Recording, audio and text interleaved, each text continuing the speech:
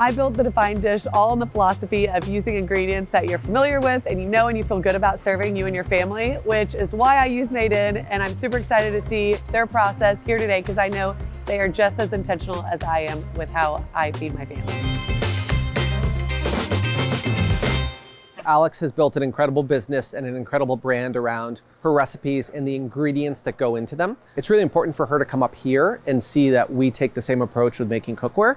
We use the best raw materials and have such a thorough, important process to making our cookware and what makes it great, and that it's really symbiotic between her recipes and the pans that are used to cook them. We are going to show you everything from start to finish. You're gonna help us with a lot of it. Love it. And we're gonna answer a ton of questions along the way.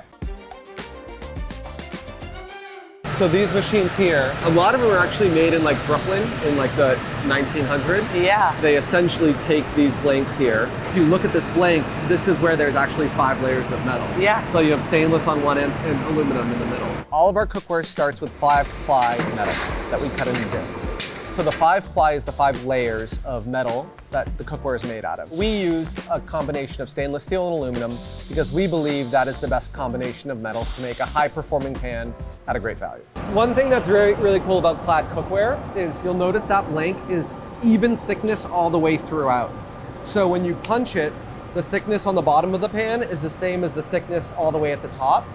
Paying for an equally thick blank all the way across is the most premium way to do it.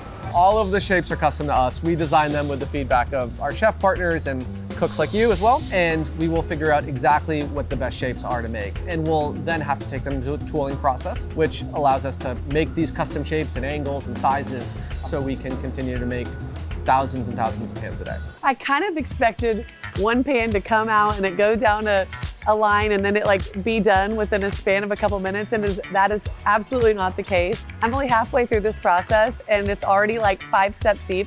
The intentionality behind every step and how these pans are made is insane. The biggest bottleneck of the process, no matter what factory you're in, is polishing the inside and bottom of the pan. Chefs love the brushed finish because it hides dents and scratches, and we thought that's more practical for pans that are supposed to last you a really long time.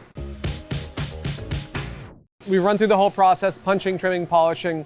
Now we're ready to finish the pans. Okay. So we're gonna take our stainless steel handles, our stainless steel rivets, and we're gonna use this machine here to attach them and get them ready to be shipped. Would you like to rivet a pan? I would love to rivet All right, a pan. we're gonna go do this. Let's go. Okay, pans. All right, I'm gonna get this right. Give me a couple minutes and I'll be a pro. We're trying to hit our goal of 5,000 today, Alex. I'll go faster. We need your help. All of your orders are coming in hot. Alex did way better at riveting in one day than I still do today.